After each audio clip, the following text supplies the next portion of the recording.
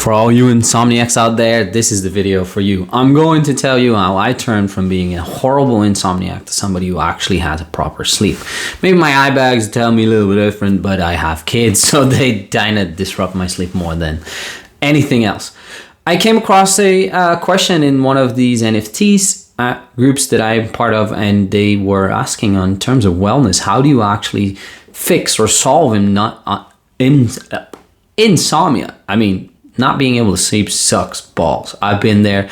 I know it's absolutely horrible, and it's not easy to get back the sleep that you have lost, but also not easy to work on living without too much sleep. So I'm going to give you a couple of tips that helped for me and how I turned from an insomniac to somebody who actually sleeps pretty decently for the majority of the time. There's obviously days that it's not, but you know, most of the time it's good.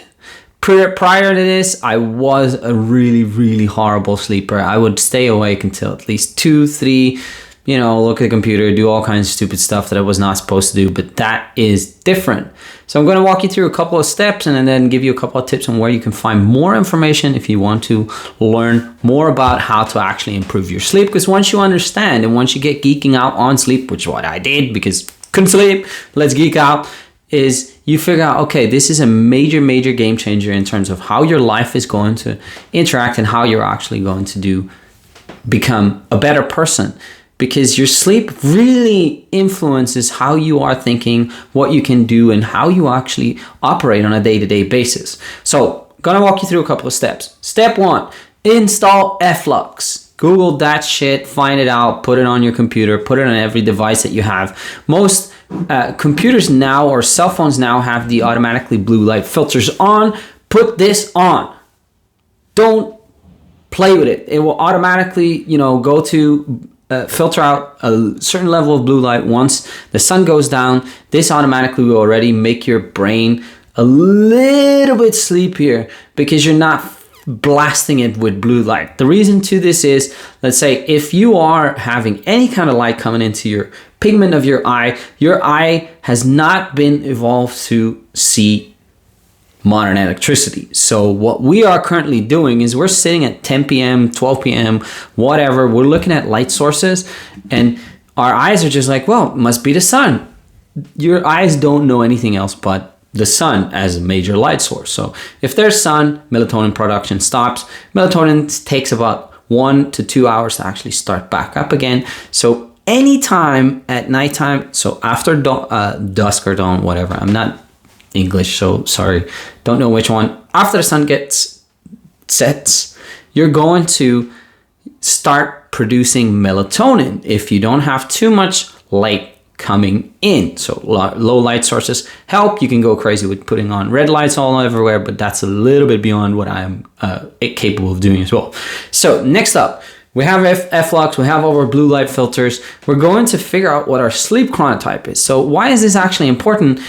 Especially now that most people are allowed to work from home, and if you're allowed to have a little bit of your own timing, if you figure out what is the best time for you to sleep and what is the best time for you to produce throughout the day, it's going to make sure that you are not like running after somebody else's game plan, and you focus on, okay, what works for me. Not everyone needs to sleep at nighttime. Not everybody is then the best operating person. If you know this from understanding your sleep chronotype, now you can at least utilize the times that might be productive for you, plan them in, or make sure that you block off those times so nobody gets to bother you during prime time. So every sleep chronotype has their own little different prime time.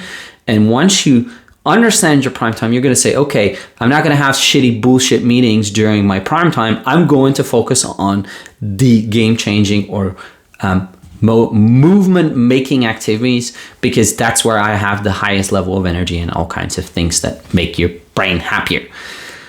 Next up, we're going to set our sleep hours. So you want to make sure that your sleep hours are consistent. Yeah, if you're in your 18, 20, 16 years old, 30 years old, and you love drinking, going out to bars and doing crazy stuff on the weekend, this is a little bit harder, but you are going to have to stick to a pretty rigid schedule if you want to get rid of insomnia. This is just because our body is a machine and the body loves to have a certain level of rhythm. Once you have children, you will see Most kids need to have a stable rhythm for them to really operate at a functional level and not be a complete ass.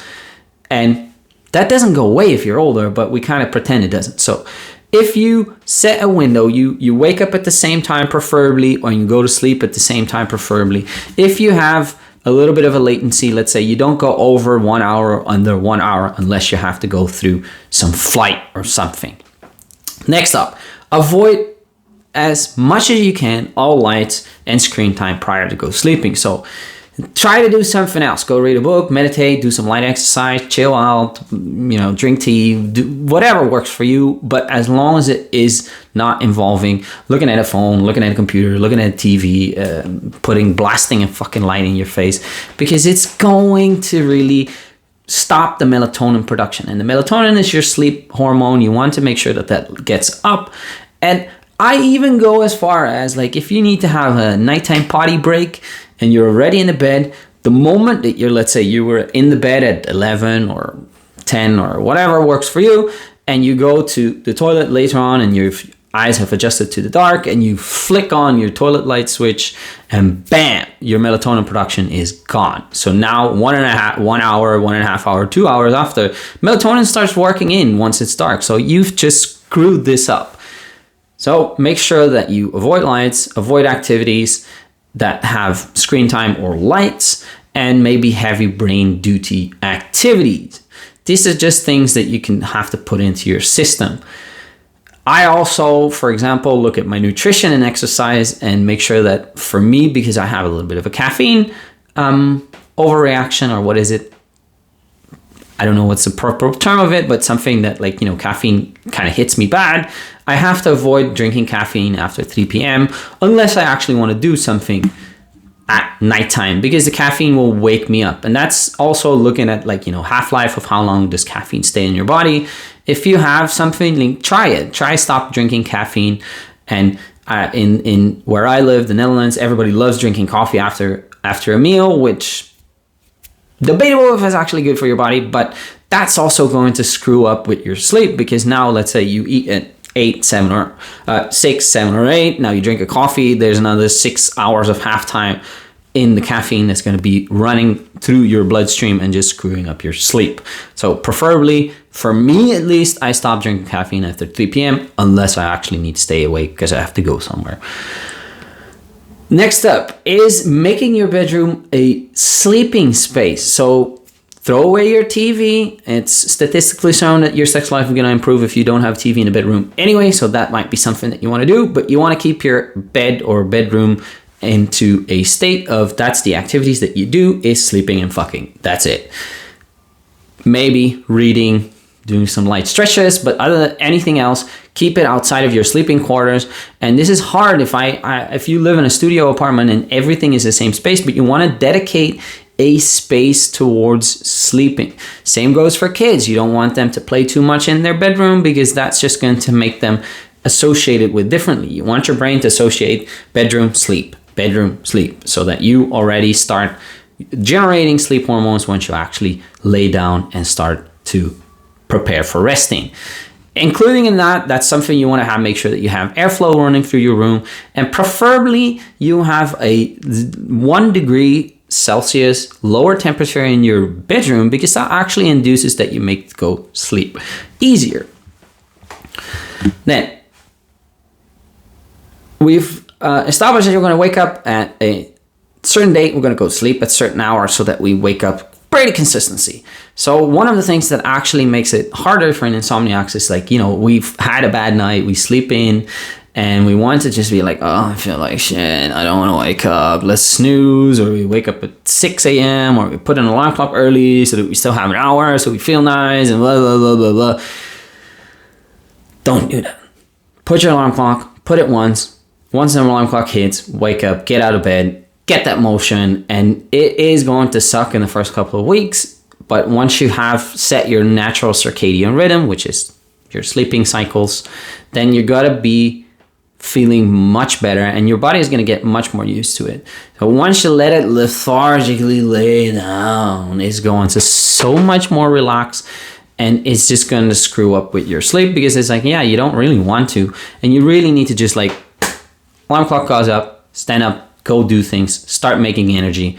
And in the first couple of weeks, I said it might feel a little bit bad, but once you actually do this into the 21 days or 30 days, once you really make it a habit, it becomes so much easier and your body will be used to it, because now it's used to rising up and it now knows, oh, I have to go to sleep.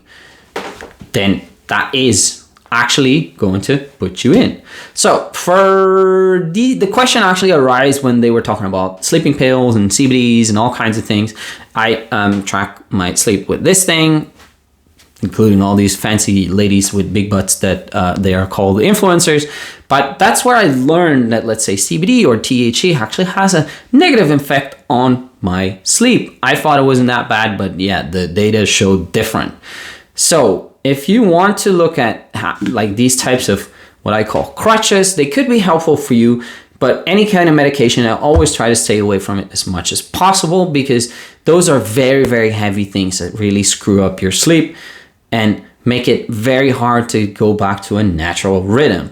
CBDs, because they're a little bit more natural, you can try with it, but like I would say, work on these steps, natural steps first, so that you really maximize your body's natural rhythm. And once you have that in check, you can really say, okay, I'm going to, on certain days, maybe add a little bit of a CBD, or I'm going to add reishi, or whatever that you want to utilize that is going to maybe make it easier for you to go to sleep. I've played with melatonin pills, sprays, and the spray was actually pretty decent, made me sleepy, but wasn't really necessary because I hadn't had any problem at that time.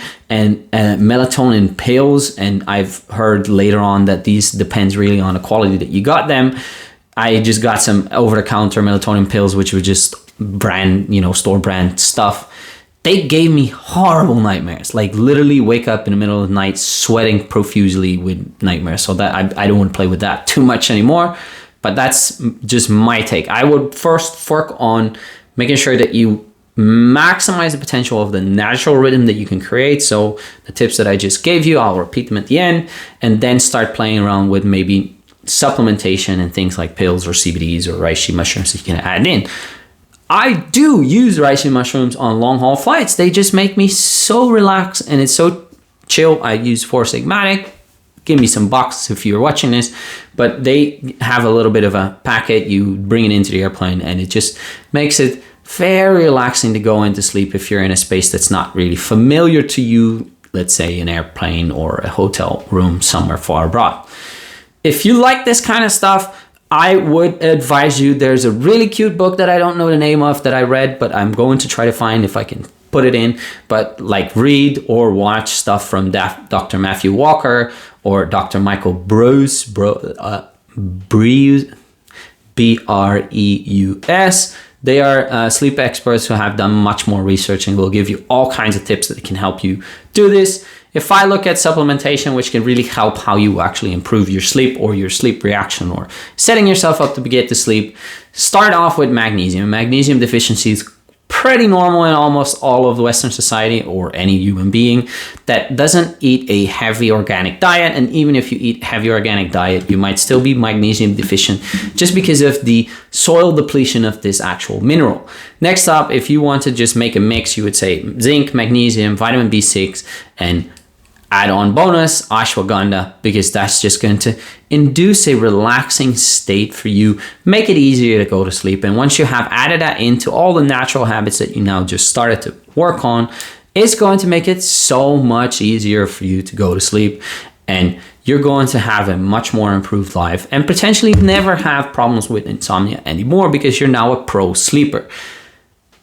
I would say from my insomnia stories and my insomnia experience, I went from being a horrible sleeper to becoming a pro sleeper. So now my sleep is pretty decent, pretty good, most consistently if I work on it consistently. But it's something that I actively have to work on. It's not something that's just given. I can't just, go to bed and hope that it does the best. I really have to induce the state that makes it easy for my body to recover and get the best out of the sleep it is. And I'm still practicing hacking and trying to figure out what works better for me. Let's recap that. Install Fflux on your devices. Make sure you put blue light filters on your phone. Figure out what your sleep chronotype is. Set your sleep hours to make them consistent. So no more up no more than 1 hour up and down in terms of waking and going to sleep. Try to avoid all lights before going to sleep.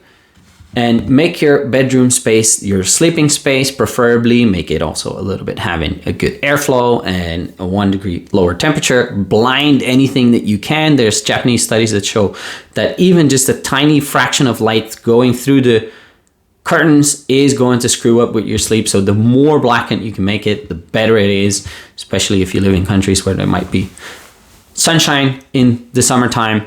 Focus on nutrition and proper exercise. This will improve your life at always with any freaking thing that you're doing, basically. And once the alarm clock wakes you up, wake up, get out of bed, get going. Don't stay and snooze. In terms of pill supplementation, try to figure out what works for you, but work on setting things that don't need to be involved with putting anything inside your body, but work on the natural rhythms first. I hope you're going to have a great sleep. You're going to take these tips to heart. And if you don't think that I made any sense, then just go listen to Matthew Walker or Dr. Michael Breus. I don't know how to pronounce it, because they will tell you much more, and you're going to get really, really amazing sleep. Sleep tight, and see you next time. Thanks for watching.